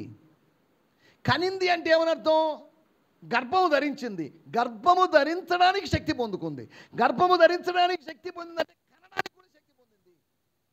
ఒకటి, నంబర్ 1, 6 మంది యొక్క విశ్వాస జీవితాలను బట్టి, 6 మంది విశ్వాస వీరుల యొక్క చరిత్రలో నుంచి, వారిలో నుంచి వచ్చిన మాటలు, వారి జీవితాల్లోంచి వచ్చిన వాక్య సత్యాలు అనేటువంటి ఆ ధర్మశాస్త్రాన్ని ఆధారంగా చేసుకొని ఆమెకు కలిగిన విశ్వాసాన్ని బట్టి ఆమె కలిగింది. By faith she conceived. నా గర్భంలో 9 నెలల క్రితం పిండము లేదు, శిశువు లేదు. కానీ ఎప్పుడు వచ్చింది? ఇంతకు ముందు లేదు, కానీ ఇప్పుడు ఉంది. లేని వాటిని ఉన్నట్టుగా పిలిచే దేవుడు, లేని వాటిని ఉన్నట్టుగా మన ముందుకు తీసుకొని వచ్చే దేవుడు కాదండి.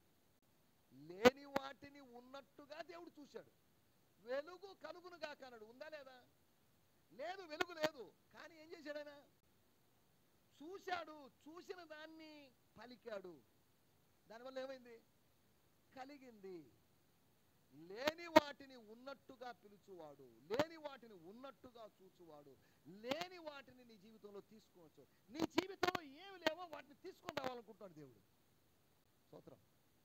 ఆశీర్వాదాల కోసం తప్పించమా మనం? నీ జీవితంలో లేని ఆశీర్వాదాలని నీ ముందుకు తేవాలని ఆయన ఆశపడుతున్నాడు.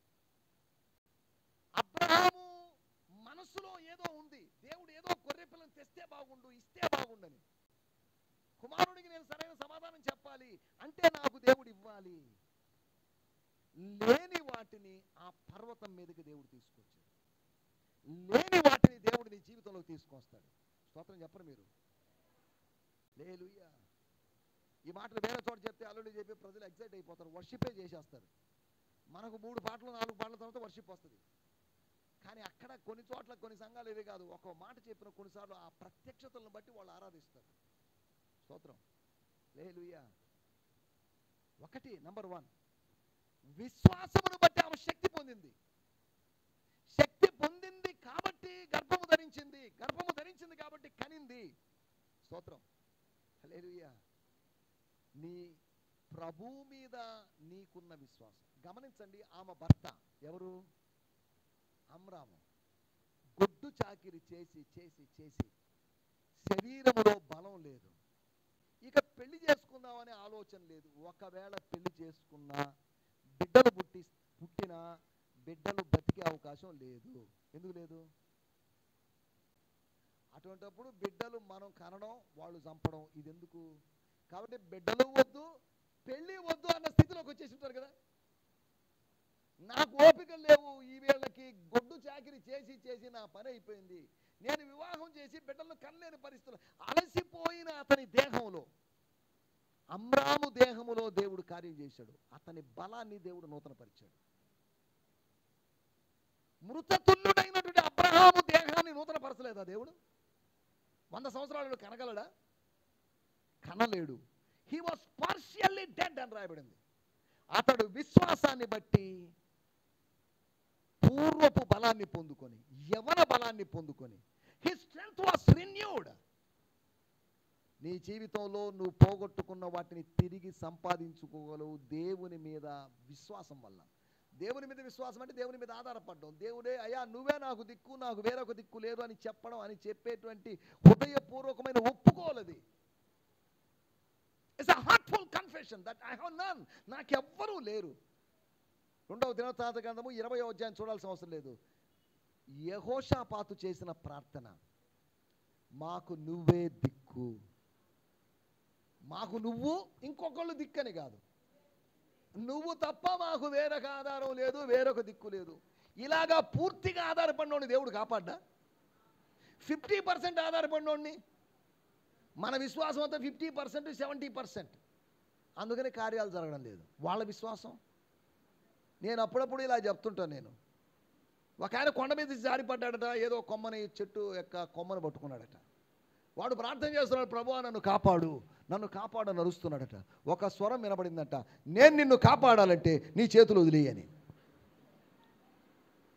చేతులు వదిలేస్తే ఏమవుద్ది? కింద చూస్తే లోయ. వదిలేశాడంటే చావడం 100% గ్యారంటీ. నన్ను రక్షించు అంటున్నాడు ఆయన. భక్తుడు కేకేస్తున్నాడు. భగవంతుడు అన్నాడు, నేను నిన్ను రక్షించాలంటే నువ్వు పట్టుకున్న దాన్ని వదిలిపెట్టు. కొన్నిటిని పట్టుకొని కొన్నిటిని మనం వదలలేము. వదులుతామా? మోషే ఇంతకాలం పట్టుకున్న కర్ర పడేయబోయేవా? కర్ర పడేయాలనే ఆలోచన అతనికి రాలేదు. కర్ర వల్లనే తాను బతుకుతున్నాను అనుకున్నాడు. ఈ కర్ర వల్లనే పాములు కొట్టి చంపాను, కర్ర వల్లనే నాకు ఒక కాన్ఫిడెన్స్ ఇస్తుంది ఈ కర్ర అనుకున్నాడు. ఒక వయసు వచ్చినప్పుడు వృద్ధులకి కాస్త కాన్ఫిడెన్స్ ఇచ్చేది కర్రే. ఆ కర్ర ద్వారా వాళ్ళు నడవలేరు, కానీ కర్ర ఉంటే అదొక ఊతం, అదొక జస్ట్ ఏదో ఒక కాన్ఫిడెన్స్ కాదా? దేవుని స్తోత్రం, హల్లెలూయా. మనకున్న తల్లిదండ్రులు ఎవరైనా వాళ్ళు డబ్బున్నోళ్ళు, కోటీశ్వరులు అయినా కాకపోయినా వాళ్ళు ఉన్నారంటే ఏదో ఒక బలం కాదా? మానసిక బలం కాదా అది? మోషేకున్నటువంటి మానసిక బలం, లేకపోతే వాళ్ళ దేవుని ప్రజలకు ఉన్నటువంటి మానసిక బలం మనం అర్థం చేసుకోవాలి. మన బలము దేవుడే. యెహోవా నా బలమా. మన ఆధారం ఎవరు? నాకు నువ్వే దిక్కు అని చేసేటువంటి లిప్స్తో చేసే, పెదవులతో చేసే ప్రార్థన కాదు, హృదయంలోంచి వచ్చేటువంటి, పెళ్ళు బుక్కేటువంటి, తన్నుకు వచ్చేటువంటి ప్రార్థన యొక్క ఫలితం చూడండి. నువ్వు నన్ను ఆశీర్వదించితేనే కానీ దేవుడు ఆశీర్వదించాడా లేదా? నీ ఇష్టమయ్యా, నీ చిత్తం, ఆశీర్వదిస్తే ఆశీర్వదించు, నేను ఉంటాను, నాకు ఇప్పుడే పొద్దుపోయింది, నేను నా భార్య బిడ్డలు ఎదురు చూస్తున్నారని యాకోబు అనింటే, నాకిప్పుడు నా భార్యలు ముఖ్యం కాదు, నా బిడ్డలు ముఖ్యం కాదు, నా మంద నాకు ముఖ్యం కాదు, నువ్వు నన్ను ఆశీర్వదించు, అదే నాకు ముఖ్యం. ఇలా మొండి పట్టు, ఉడుం పట్టు పడితే దేవుడు ఎందుకు ఆశీర్వదించడు? కాకపోతే మనం ఉడుం పట్టు పట్టం అంతవరకే.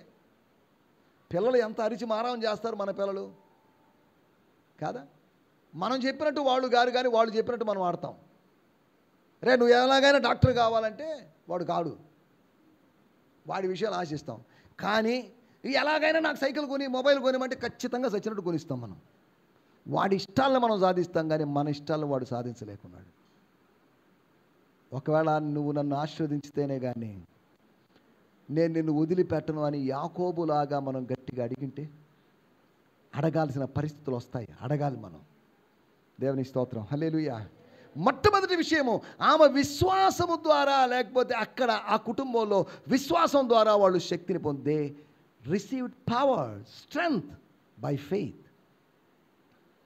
రెండో విషయాన్ని నేను మీకు జ్ఞాపకం చేస్తాను. చదవండి, స్తోత్రం. ఎక్కడుందా మాట? హెబ్రీయులకు రాసిన పత్రిక 11వ అధ్యాయం, స్తోత్రం, 23 చదవండమ్మా. 23 ఎంత చదివింది? మోషే పుట్టినప్పుడు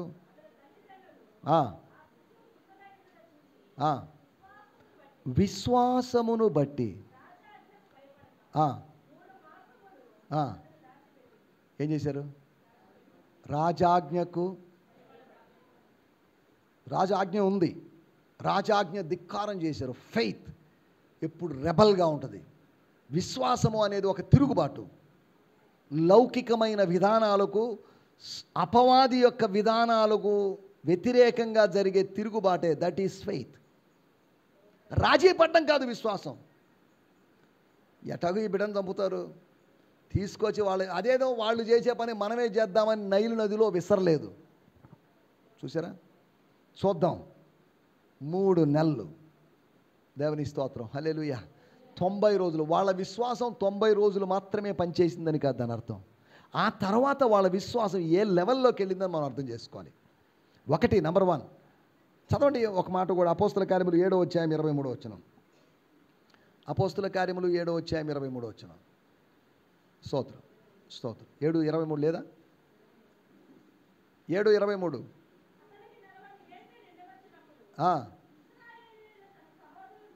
చాలండి, దానికి ముందు ఒక మాట రాయబడింది, దాంట్లోకి వెళ్ళలేదు. నా పాయింట్ ఏంటంటే మోషేను గురించి స్టెఫను ప్రస్తావించాడు, పౌలు ప్రస్తావించాడు. నిర్గమకాండములో మోషేను గురించిన ప్రస్తావన మనకు కొత్త నిబంధనలు అక్కడక్కడ కనిపిస్తుందని చెప్పడం సరే. రెండో పాయింట్, ఒకటి ఏం జరిగిందట? By faith she received power. రెండోది by faith she fed, she nurtured. ఆమె పెంచింది. ఎక్కడ పెంచింది? దాచింది సరే, పెంచింది ఎక్కడ? 7వ అధ్యాయం 20వ వచనం అనుకుంటాను, అక్కడేం రాయబడిందో చూద్దాం. ఆ కాలములో మోషే పుట్టెను. మామూలు సుందరుడు కాదండి, తన తండ్రి ఇంట పెంచబడెను. విశ్వాసం పెంచుతుంది.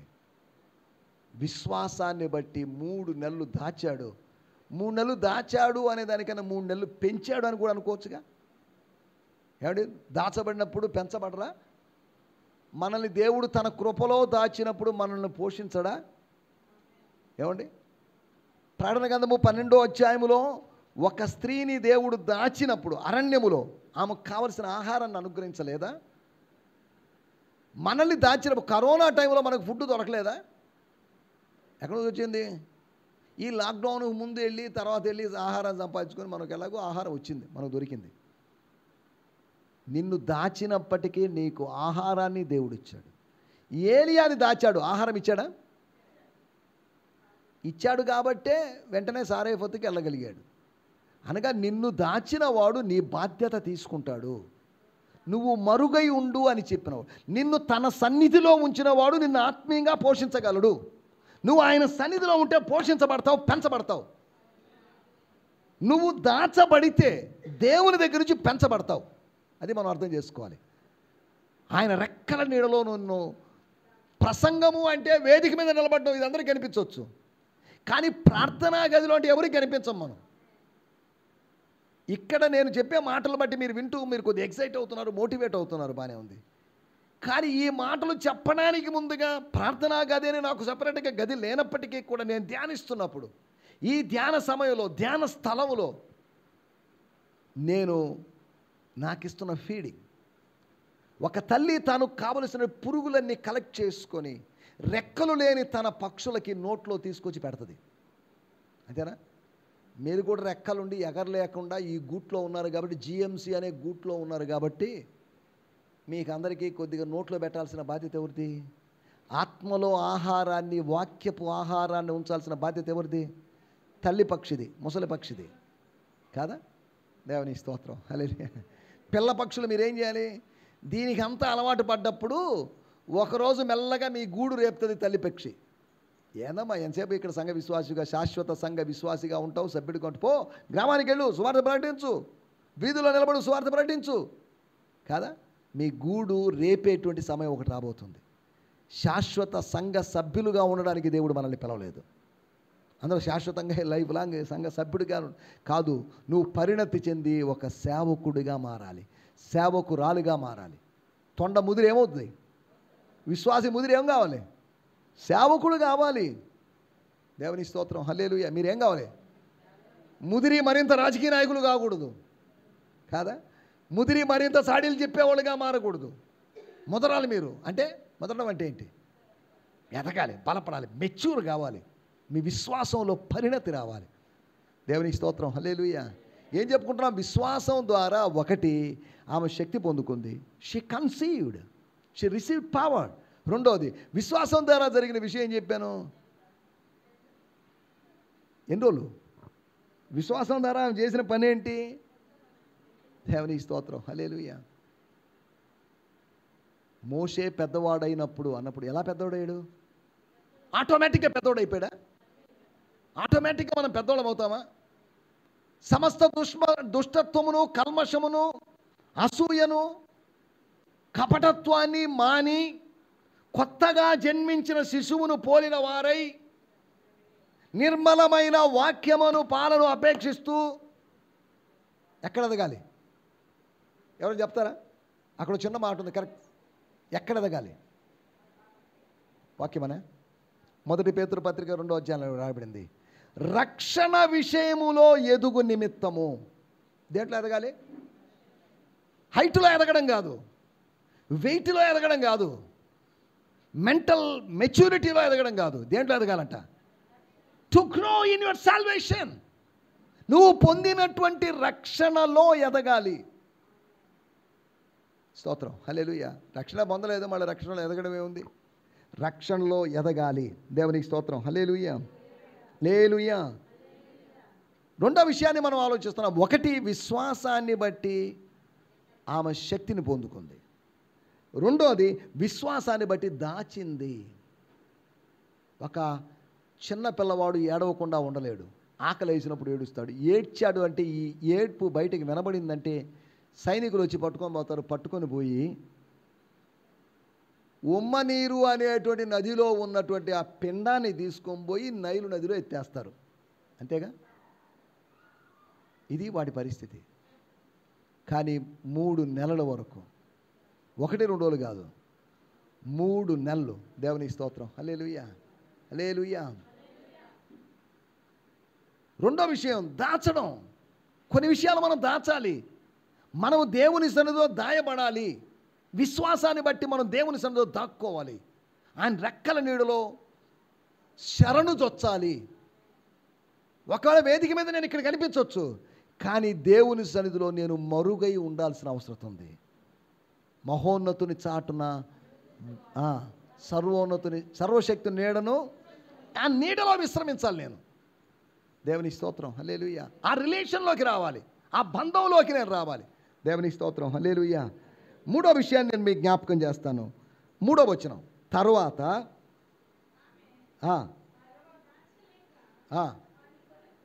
ఒకటి, విశ్వాసాన్ని బట్టి శక్తిని పొందుకుంది, కనింది. రెండోది, విశ్వాసాన్ని బట్టి దాచింది. మూడోది, విశ్వాసాన్ని బట్టి ఆమె ఏం చేసిందో చూద్దాం. తర్వాత ఆమె వారిని దాచలేక వాని కొరకు ఒక జమ్ము పెట్టె తీసుకొని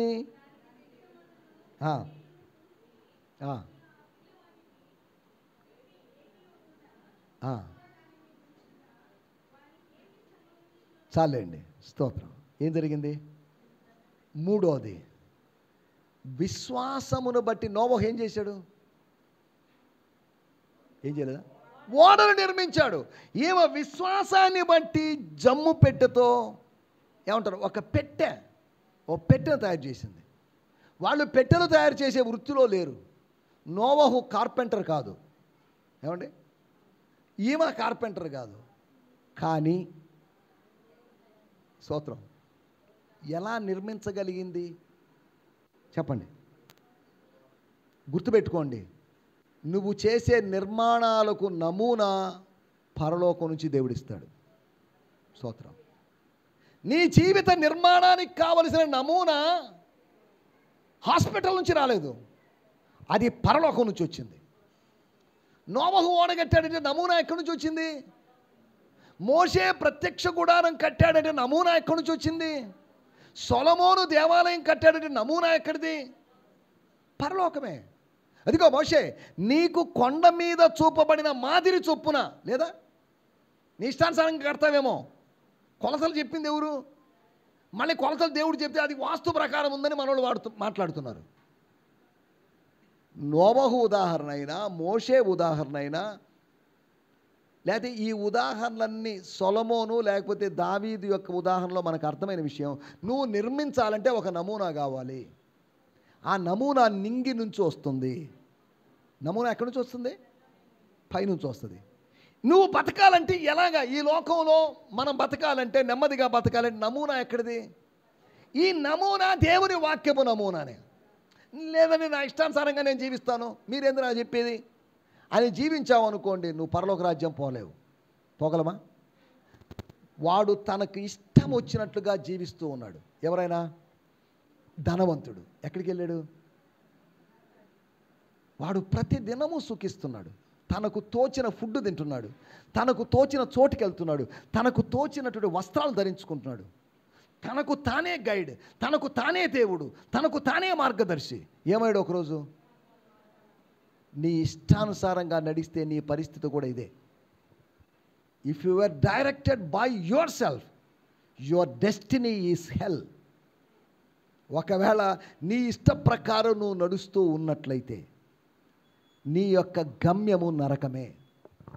కానీ దైవ ఇష్ట ప్రకారము, అందుకే రాయబడింది, ప్రభువా ప్రభువా అని పిలుచువాడు దేవుని రాజ్యంలో ప్రవేశించలేడు, కానీ ఎవరు?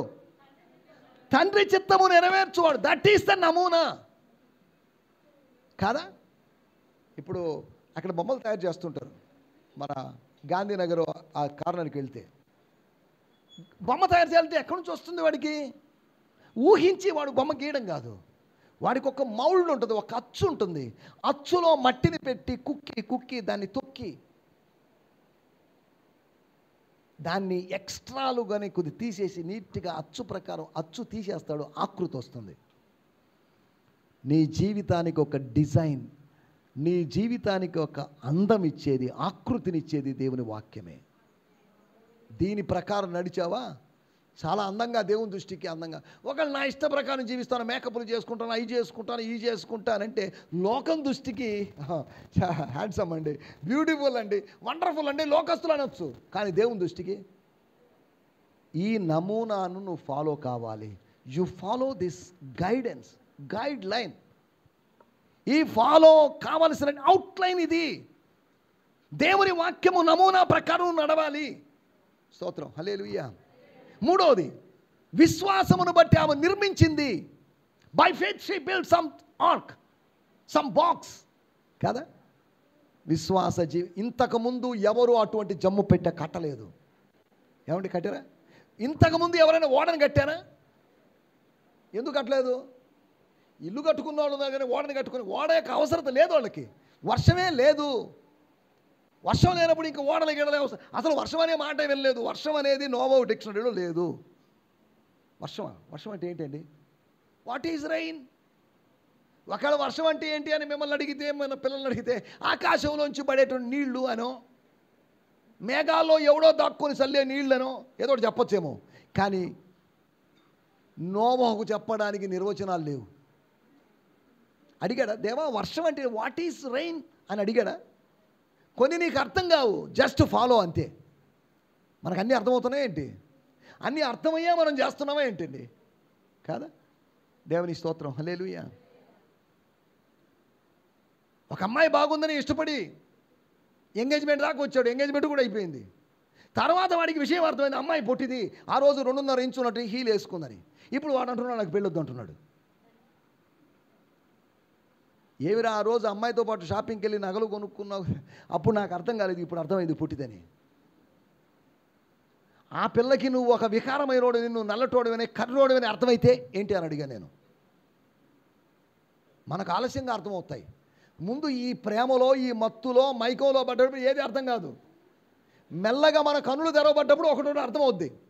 మనోళ్ళు ఇప్పుడు ప్రేమ ప్రేమ అంటుంటారు, గుడ్డితనంలో పడి ఏం అర్థం కాదు. ఎప్పుడైతే పెళ్లి చేసుకున్నారనుకో, that is the eye opener కాదా? ఎప్పుడు కళ్ళు తెరవబడతాయి? ప్రేమించిన వాళ్ళందరినీ నేను అందరినీ కాదు కొంతమందిని అడిగా, మీరేమన్నా భావి తరాల వాళ్ళకి, జంటలకి మీరేమన్నా సలహా అంటే, సచ్చిన ప్రేమ వివాహం చేసుకోకూడదని ప్రేమించిన వాళ్ళే చెప్తున్నారు. అదేంటండి ఇది? మీరు చేయొచ్చు, మీ పిల్లలు చేయకూడదా అంటే, మేము చేసి నరకాన్ని అనుభవిస్తున్నాం. అందరి గురించి కాదండి, నేను కొంతమంది గురించి చెప్తున్నాను. కొంతమందిని అడిగా నేను, సార్ శుద్ధంగా పెద్దోళ్ళు చేసిన మ్యారేజ్ చేసుకుంటే జీవితం బాగుంటుంది సార్. అలాగని పెద్దోళ్ళు చేసుకున్న మ్యారేజ్ అని బాగున్నాయని నేను అనలేదు. మన పాయింట్ ఏంటంటే, మనకేదో గైడెన్స్ ఉంది, మనకేదో నడిపింపు ప్రకారం మనం సాగేవాళ్ళం. ఎందరైతే దేవుని ఆత్మచేత నడిపించబడతారో వారు దేవుని కుమారులు అనబడతారు. 4వ విషయం నేను చెప్పి ముగిస్తాను. ఏం జరిగింది? విశ్వాసాన్ని బట్టి 11వ వచనం, 2వ అధ్యాయం 11వ వచనం. ఆ దినములలో మోషే పెద్దవాడై, సక్సెస్. మోషే చావలేదు, దట్స్ ఎ గుడ్ న్యూస్. మోషే ఎక్కడ పెరిగాడు? స్తోత్రం. రాజాజ్ఞకు భయపడక అని మోషే తల్లిదండ్రుల గురించి చెప్పారు. రాజాజ్ఞను ధిక్కరించి ఈ పిల్లోడు నాకు నచ్చాడు, ఈ పిల్లోడు నేను పెంచుకుంటాను అన్నది ఎవరు? తెర్మోతిస్ అనేటువంటి రాణి అనేది. ప్రపంచం మొత్తానికి, ఐగుప్తు దేశానికి ఒక రూలు, కానీ రాణికి మాత్రం వేరే రూలు. ఫరో కుమార్తె యొక్క కుమారుడు, తెర్మోతిస్ యొక్క కుమారుడుగా పెంచబడినటువంటి వాడి ఒంట్లో ప్రవహించే రక్తం ఇశ్రాయేలు రక్తం. వాడు ఉన్నది ఐగుప్తీల దేశములో రాజధాని నగరంలో అంతఃపురంలో ఉన్నాడు. వాడిని పెంచిందే, తాగిందే పాలు ఐగుప్తు పాలుగా తాగిందోడు. ఒక ఇశ్రాయేలు స్త్రీ యొక్క పాలు తాగాడు.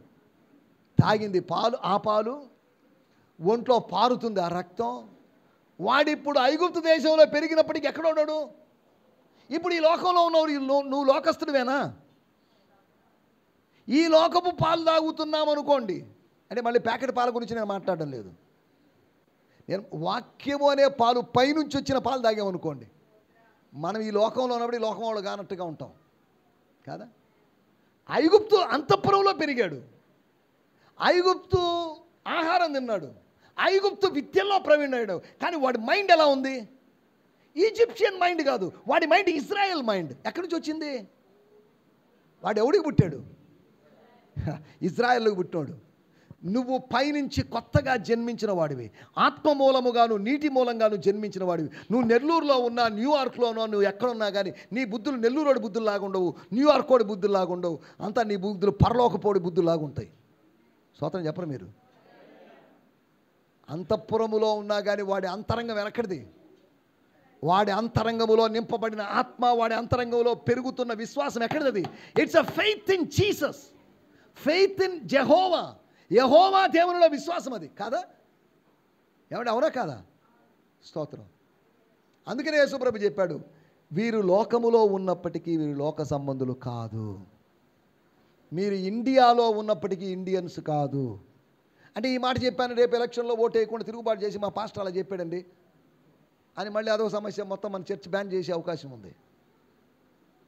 మనం ఇండియన్సే, ఇండియాలోనే ఉన్నాం, కానీ మన యొక్క విధానం, మన బాడీ ఇక్కడ ఉంది, మన మైండ్ మొత్తం అక్కడ ఉంది. పైనున్న యెరూషలేము మనకు తల్లి, ఆ తల్లిని గురించి ఆలోచిస్తున్నాం.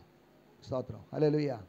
అప్పుడప్పుడు నా తల్లి ఫోటో నేను చూసుకుంటా ఉన్నాను. నా తల్లి ఫోటో ఇక్కడ పెట్టుకున్నాను, నేను చూసుకుంటా ఉన్నాను. ఫోటో తీసి చూస్తున్నాను, ఎంత అందంగా నవీంద్రయ్యమా అని చెప్పి చూసుకుంటున్నాను నేను.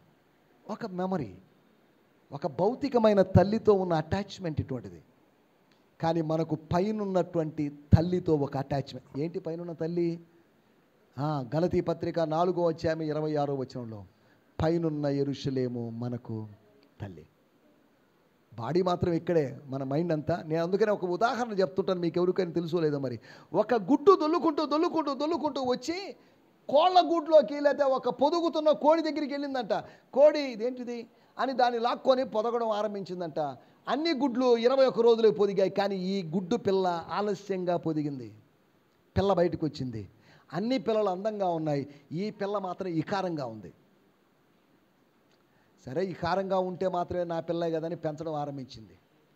స్తోత్రం. మిగతా పిల్లలని బయటికి వెళ్ళాయి, ఈ పిల్ల కూడా బయటికి వెళ్ళింది. ఈ పిల్ల పైకెత్తి తలెత్తి చూస్తుంది.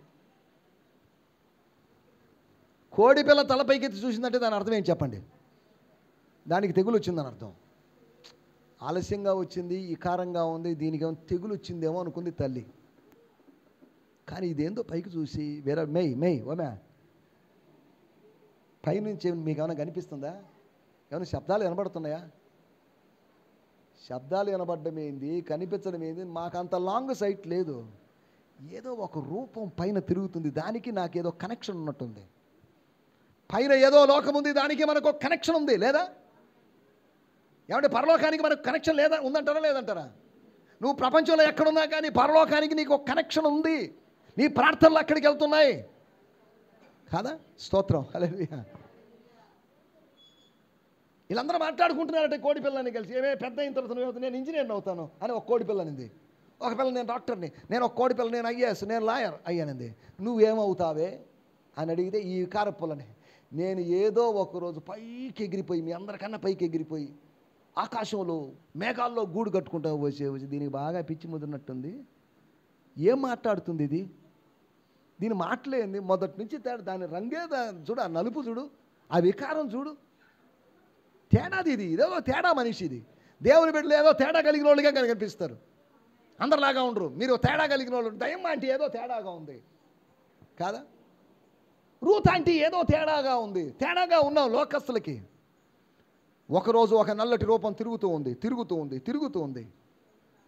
ఆ తల్లి కోడి శబ్దం చేసరికి మిగతా కోడి పిల్లలన్నీ పరిగెత్తుకొని తల్లి రెక్కలోకి వచ్చాయి. ఇది మాత్రం ధీమాగా నిలబడింది. వాళ్ళు ఈరోజు డిస్కస్ చేసుకున్నారు, ఏదో ఒకటి సెటిల్ చేయాలి ఈరోజు. ఇది ఎవరు మమ్మీ, అది ఎవరు, మీ చెల్లెమ్మ, మీ తమ్ముడమ్మ, ఉండు, అదేదో తేడాలాగా ఉంది. మేమందరం ఇంత అందంగా, కోడి పిల్ల అంత అందంగా ఉంటాయి, గద్ద పిల్ల అది రాను రాను బలంగా పెరగడం ఆరంభిస్తుంది. దాని ముక్కు పెద్దదవుతుంది, దాని రెక్కలు పెద్దవుతుంది. అది పిలిచి, నువ్వు కూడా ఈళ్ళ లాంటి దానివే, ఈ కోడి పిల్లవే నువ్వు.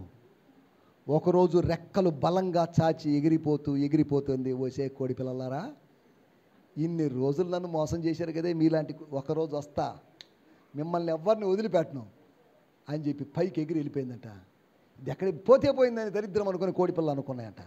చాలాసార్లు ఈ ప్రపంచంలో ఉండి, మీరు ఈ ఊరు వాళ్ళండి, నెల్లూరు వాళ్ళండి, మీరు ఇండియా వాళ్ళండి అని మిమ్మల్ని లోకం మోసం చేయొచ్చు. మీరు మా వాళ్ళేనండి, మీరు మా క్యాస్ట్ అండి అని లోకం మోసం చేయదా? చేయొచ్చు. Hour true identity is in heaven. మన నిజమైన అస్తిత్వం పరలోకంలో ఉంది. నేను ఇక్కడ ఉన్నానండి, తాత్కాలికమే. మా మదర్ తాత్కాలికమే, మా నాన్న తాత్కాలికమే, వీళ్ళందరూ తాత్కాలికమే, నేను తాత్కాలికమే. శాశ్వతమైనటువంటి నా నిత్య వాసానికి నేను వెళ్ళిపోతాను. తాత్కాలిక వాసంలో ఉన్నాను నేను ఎంతవరకే. 70 సంవత్సరాలు 80 సంవత్సరాలు ఉంటాము. నిత్య నివాసానికి మనం వెళ్ళమా? అప్పుడు మీరందరూ కలిసి, మా పాస్టర్ గారు చనిపోయారండి, ప్రభువు నన్ను నిద్రించారండి, పరదేశులమో ప్రియులారా మన పురమేది కాదిప్పుడు అని పాడరా? స్తోత్రం. అప్పుడు పాడడానికి దయమాంటి గారు ఉంటారు, అప్పుడు పాడడానికి నయోమాంటి గారు ఉంటారు, ఎంతమంది ఉంటారో నాకు తెలియదు. స్తోత్రం. హల్లెలూయా. అప్పుడు వస్తారు, రోహిత్ కొడుకు వస్తాడు, రోహిత్ కూతురు వస్తుంది. స్తోత్రం. హల్లెలూయా. 4వ విషయం, ఏం జరిగింది విశ్వాసాన్ని బట్టి? ఏం జరగలేదా? మోషే పెద్దవాడైనప్పుడు, ఇంపార్టెంట్ పాయింట్ ఎక్కడ ఆగండి, మోషే పెద్దవాడైనప్పుడు తన జనుల యొద్దకు, ఎవరు? ఏ తిండి తిన్నావు నువ్వు? నీ వాళ్ళు ఎవరు? తాగింది ఆ పాలు తాగొచ్చేమో. పాలు తాగడం మానేసిన తర్వాత డ్రెస్ అంతా ఏ డ్రెస్ వేస్తారు? ఇక ఈజిప్షియన్ డ్రెస్ వేస్తారు. ఈజిప్షియన్ డ్రెస్సులో ఉన్నటువంటి ఇశ్రాయేలీయుడు, మట్టి శరీరములో ఉన్నటువంటి మహిమ శరీరము ధరించుకోవలసిన వ్యక్తులం మనం. దేంట్లో, ఏ డ్రెస్లో ఉన్నాం మనం ఇప్పుడు? మట్టి శరీరం అనే డ్రెస్లో ఉన్నాం. రేపు ఈ డ్రెస్ తీసేస్తే మనం ఏంటో లోకానికి తెలుస్తుంది. అరే బాబు, ఇది తాత్కాలికమైన డ్రెస్, ఇది నా దేహము తాత్కాలికమైన డ్రెస్. దేవుడు పైనుంచి వచ్చే డ్రెస్ నాకు ధరింపజేస్తాడు కాదా? సౌలు అంతఃపురానికి వెళ్ళినప్పుడు దావీదుకు చెప్పాడు, ఇదిగో బాబు నా కోటు తొడుక్కో, నా సూటు తొడుక్కో అనలేదా? అన్నాడా లేదా?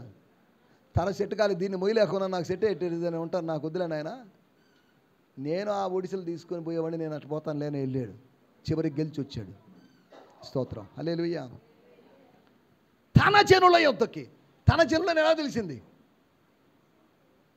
ఏమండి, వీళ్ళు నా వాళ్ళు అని ఎలా తెలిసింది? చదవండి 7వ అధ్యాయము 32వ 23వ వచనం, అపోస్తల కార్యములు, ముగించేస్తున్నాను. 7వ అధ్యాయము 23వ వచనం. స్తోత్రం, స్తోత్రం.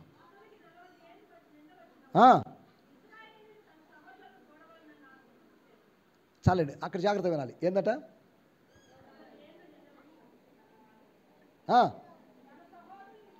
తన సహోదరులను, తన సహోదరుడు ఎవరు? అహరోను. తన సహోదరు ఎవరు? మిరియాం.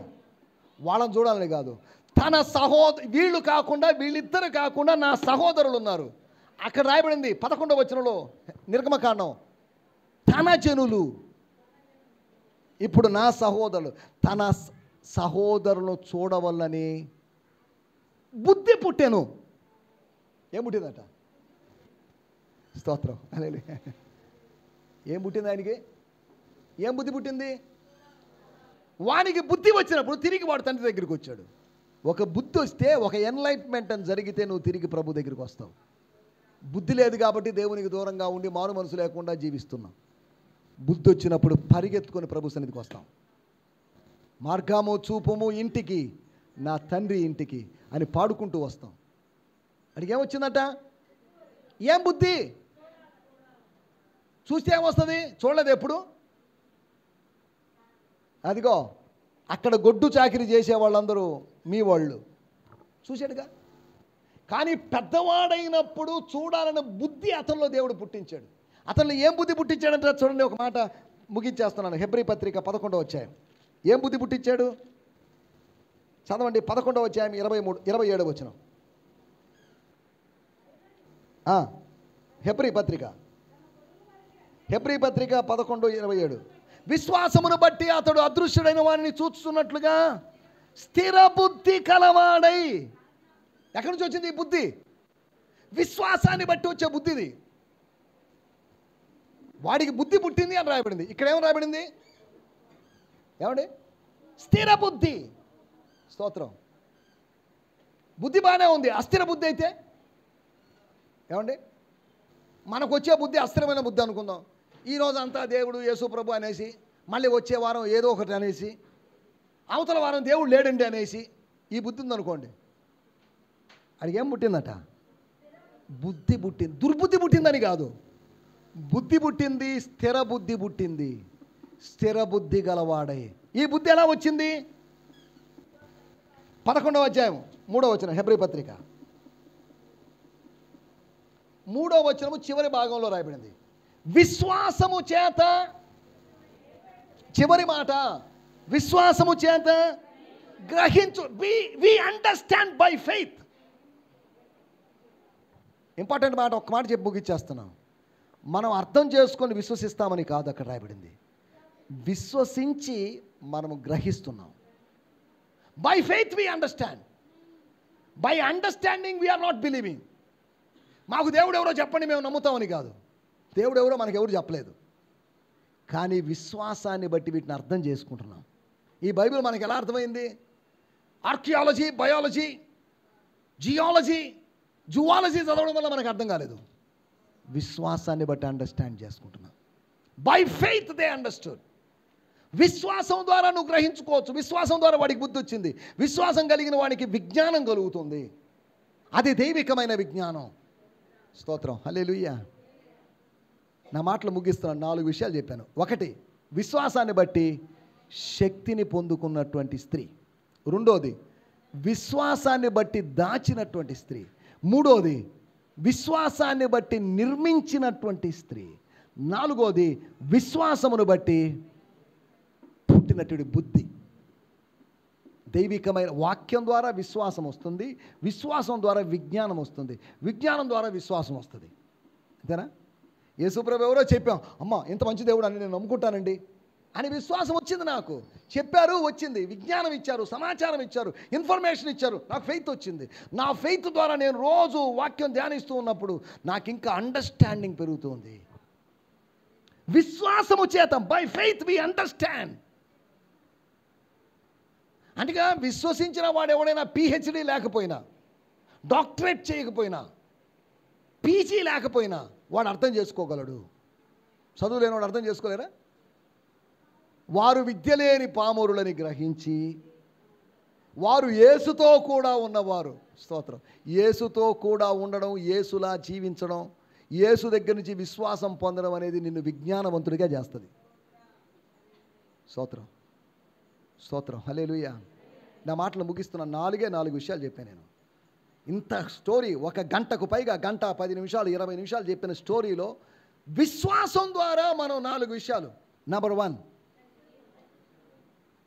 విశ్వాసం ద్వారా వి రిసీవ్ పవర్. 2, దాచగలము. కొన్ని విషయాలు దాచలేకుండా ఉన్నారు. మన విశ్వాసాన్ని గురించి లేనిపోయిన ప్రజలకు చెప్పుకుంటున్నాం. మేము అది చూసాం, ఆ దర్శనం చూసాం, ఈ దర్శనం. ప్రజలు అడగరా? ఏం దర్శనం నువ్వు చూసింది? వాళ్ళు ఏదో టీవీలో చెప్తున్నారు, సాక్ష్యాలు చెప్తున్నారు. మేము ప్రార్థన చేసాము, బ్యాంకు అకౌంట్లో డబ్బులు పడ్డాయి. ట్రోల్ చేయడం లేదా? రకరకాలుగా హేళన చేయడం లేదా? 3వ విషయం, by faith she build something. విశ్వాసం ద్వారా నీ జీవితాన్ని, నీ కుటుంబ జీవితాన్ని నువ్వు కట్టుకుంటున్నావు. విశ్వాసం ద్వారా నువ్వు ప్రార్థిస్తావు. విశ్వాసం ద్వారా నువ్వు విజ్ఞాపన చేస్తావు. నీ కుటుంబం కట్టబడుతుంది. You build your own house. You build your own life by your faith in Jesus. యేసులో ఉన్న విశ్వాసం ద్వారా నువ్వు కట్టుకుంటావు. You build something. Noah build something, Moses build something, David build something. నువ్వు కూడా విశ్వాసం ద్వారా కట్టుకోవచ్చు. శత్రువు కూల్చినటువంటి నీ కుటీరాన్ని నువ్వు కట్టుకోవాలంటే విశ్వాసం కావాలి. అది నీ మీద నీకున్న విశ్వాసం కాదు, ఇంజనీరింగ్ మీద టెక్నాలజీ మీద నీకున్న విశ్వాసం కాదు, అది సృష్టికర్త మీద నీకున్న విశ్వాసం. నాలుగోది, విశ్వాసం ద్వారా ఏం చేస్తున్నాం? ఒక బుద్ధి కలిగి ఉంటాం. దేవుని స్తోత్రం. అనగా పెద్ద స్కాలర్ అండి, పెద్ద పండితుడండి అనిపించుకుంటామని నేను అనలేదు. విశ్వాసం వలన అతనికి బుద్ధి పుట్టింది, స్థిర బుద్ధి కలిగింది. ఏం చేశాడు? ఐగుప్తీయుడు ఇశ్రాయేలుడు కలిసి ఉన్నప్పుడు అంతా ఒకటేలే, అంతా బాయ్ బాయ్ అని అనుకోలేదు. వీడు మావాడు, I have to save him, I have to justify him, వీడు నావాడు. ఎంతమందిలో ఉన్నా ఒక ఆదివారం బైబిల్ పట్టుకొని పోయేవాళ్ళని చూస్తే మీకు తెలియని సంతోషం, నాకు తెలియని సంతోషం. నేను అంతమంది ముత్తుకూరుకి వెళ్ళేవాడిని, ముత్తుకూరు బైక్ వేసుకొని పోయి వాళ్ళు ఎవరో నాకు తెలియదు, ప్రైజ్ లార్డ్ అండి బైబిల్ పట్టుకొని పోయేవాళ్ళు చూడగానే praise Lord praise Lord praise Lord అని చెప్పేసి వెళ్ళిపోతుంటారు. ఈడెవడు రైడు పిచ్చోడు అనుకుంటారు. వాళ్ళు ఎవరైతే నాకెందుకు, ఏ సంఘం అయితే నాకెందుకు, వాళ్ళు దేవుని బిడ్డలు బైబిల్ పట్టుకొని వెళ్తున్నారు. దేవునికి స్తోత్రం, నాకు హ్యాపీ. పోనీలే ఈ ఆదివారం ఒకడనే దేవుని బైబిల్ పట్టుకొని పోతున్నారు. ఈ సంజయ్ గాంధీ నగర్లో జరిగిన స్టోరీ చెప్పి ముగిస్తా.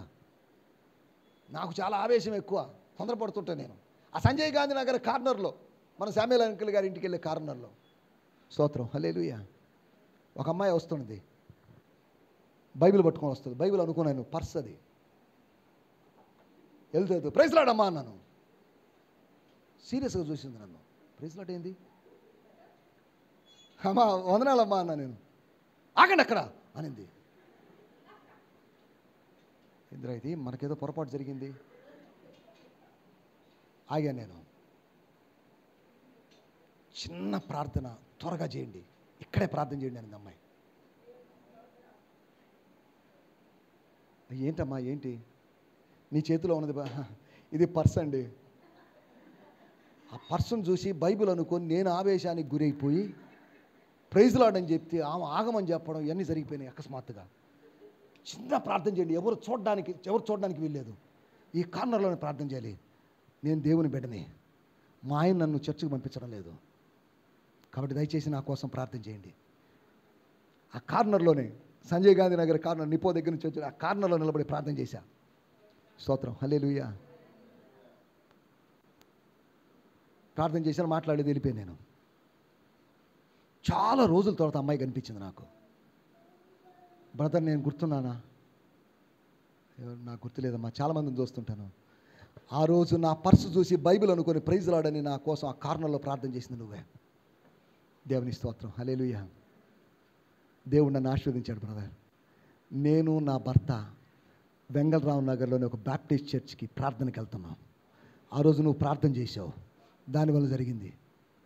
తర్వాత కొంతకాలానికి అమ్మాయి చెప్పింది, బ్రదర్ మా పూర్వీకులు చెన్నై కాబట్టి మేము చెన్నై వెళ్ళిపోయాం, ఇక్కడ బాగున్నాం. దేవుని స్తోత్రం. నా తొందరపాటు వలన ఒక కుటుంబంలో కార్యం జరిగింది. ఇటువంటి తొందరలు ఎక్కువ నాకు. ఎవరు చూసినా ప్రైజ్ లార్డ్ అనేస్తుంటాను, వందనాలు అనేస్తుంటాను, దేవుని స్తోత్రం అనేస్తుంటాను. ఇంకా అప్పటి నుంచి కొద్దిగా తగ్గా నేను. ఇక తగ్గకపోతే మళ్ళీ సమస్యలు అవుతాయని చెప్పేసి. స్తోత్రం. నా సహోదరులు ఎవరో, సహోదరులు కాని వారెవరో మనం తెలుసుకోలేమా? రక్షించబడిన వారెవరో, రక్షించబడిన వారెవరో తెలుసుకోలేమా? ఇంకొక చిన్న ఉదాహరణ కూడా చెప్తాను. ఒకసారి ట్రైన్లో చెన్నై వెళ్తున్నా నేను. నా ఎదురుగా ఒక ఆమె సాయిబులామలాగా ఉంది, ఏమి చెప్పకూడదు నేను. స్తోత్రం. ఆమె కళ్ళు మూసుకొని ఉంది. ఏమో కళ్ళు మూసుకున్నాను లేదు, ప్రార్థన చేసుకుంటున్నాను అనుకుంటున్నాను నేను ఎదురుగా కూర్చున్నా. నేను ఆమెను కనిపెడుతున్నా. నేను ఈమె ఎప్పుడు కళ్ళు తెరుస్తుందా, ఎప్పుడు కళ్ళు తెరుస్తా ప్రభువా, ఈమె త్వరగా కళ్ళు తెరవాలి, నేను మాట్లాడాలి, నేను సువార్త చెప్పాలి అని అనుకుంటున్నాను. ఈమె ఎంతసేపటి కళ్ళు తెరిచేటట్లు, కానీ పెదాలు కలుగుతున్నాయి, స్తోత్రం చెప్తుంది, ఏమో స్తోత్రం చెప్తుంది. ఓహో దేవుని బిడ్డ, నగలు లేవు, బొట్టు లేదు, మా దేవుని స్తోత్రం. ఒకవేళ ముస్లిం అయితే సరే మనకెందుకు వచ్చిందిలే అనుకో, నేను అలా చూసుకుంటాను. కాసేపటికి కళ్ళు తెరిచగానే వెంటనే ప్రైజ్ లార్డ్ అని అన్నా నేను. స్తోత్రం. ప్రైజ్ లార్డ్ బ్రదర్ మీరు సంతోష్ బ్రదరేనా అని అడిగింది. నేను షాక్ అయిపోయాను ట్రైన్లో. అవునండి నేను సంతోష్. నేను ఎలా తెలుసు? నా పేరు శారదా జయాకర్. స్తోత్రం. మీకు తెలుసు కాబట్టి చెప్తున్నాను. నా పేరు శారదా జయాకర్. ఓ ఆంటీ, మిమ్మల్ని నేను ఎప్పుడో చూశాను, విన్నాను, నాకు ఐడియా లేదు. నా గురించి మీకు ఎలా తెలుసు? మీ గురించి చెప్పడమే కానీ బ్రదర్, మిమ్మల్ని నేను ఎప్పుడు కలవలేదు. మిమ్మల్ని కలవాలనుకుంటున్నాను. నా కొడుక్కి ఇంటర్వ్యూ కోసం నేను వెళ్తున్నాను. నేను చెన్నై వెళ్తున్నాను. ట్రైన్లో కూర్చొని ప్రార్థన చేస్తూ వెళ్తున్నాను. మీరు ప్రార్థన చేస్తున్నారు, మీకోసం నేను ఎదురుగా కూర్చొని నేను ప్రార్థన చేస్తున్నాను. స్తోత్రం. మీరు కళ్ళు తెరిచారు, పరిచయం అయింది. తర్వాత మేము అప్పుడప్పుడు కలుసుకుంటూ ఉంటున్నాం. ఆ మంచి దైవజనురాలు, దేవునికి స్తోత్రం. హల్లెలూయా, హల్లెలూయా. దేవ కార్యాలు జరగవా? స్తోత్రం. హల్లెలూయా. నా మాటలు నేను ఇక్కడ ముగించేస్తున్నాను. విశ్వాసాన్ని బట్టి మనం ముందుకు సాగుదాం. ప్రార్థన చేసుకుందాం, కళ్ళు మూసుకుందాం. ప్రార్థన.